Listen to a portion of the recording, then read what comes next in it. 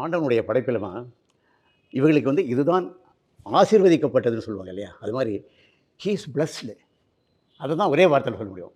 ஏன்னா, இந்த ஒரு மேஜிக்கல் வெற்றி வந்து அவரே அல்லது வந்து அவர சேர்ந்தவங்களே, அல்லது வந்து பெரிய அளவு வந்து அரசியல்ல பெரிய பண்டிட்ஸ்ன்னு சொல்லுவாங்களே அவங்களோ, அல்லது சாதாரண இப்ப நாமெல்லாம் வந்து நல்ல கவர்மெண்ட் வேணும்னு நினைக்கக்கூடிய சாமானியர்கள், நாங்க எங்க மாரி உள்ளவங்களோ யாருமே நம்பல.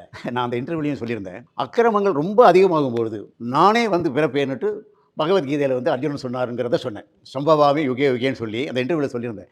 அன்னைக்கு வந்து நான் மோடி அவர்களுக்கு சொன்னேன். இன்னைக்கு விஜய் அவர்களுக்கு சொல்றேன் சம்பவாமி யுகே யுகேன்னு. அது மாதிரி நீங்க வந்து தமிழ்நாட்டிற்கு நல்ல விஷயங்கள பண்ணணுங்கிறதுக்காகவே உங்களுக்கு வந்து இந்த வெற்றி கிடைச்சது. அப்படின்னு தான் நம்ம பார்க்குறோம்.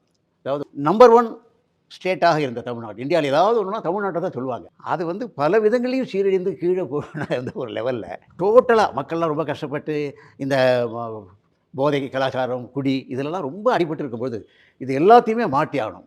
லஞ்சத்தினால ரொம்ப கஷ்டப்பட்டுட்டு இருக்கும்போது, ஊழல்னால வந்து சராசரியான வாழ்க்கையோ அல்லது வியாபாரமோ அல்லது எதுவுமே பண்ண முடியலைங்கும்போது, இது எல்லாத்துக்கும் ஒரு முடிவு கட்டி மக்களுக்கு நல்லாட்சி குடுக்கணும்னு வந்திருக்காரு பார்த்தீங்களா?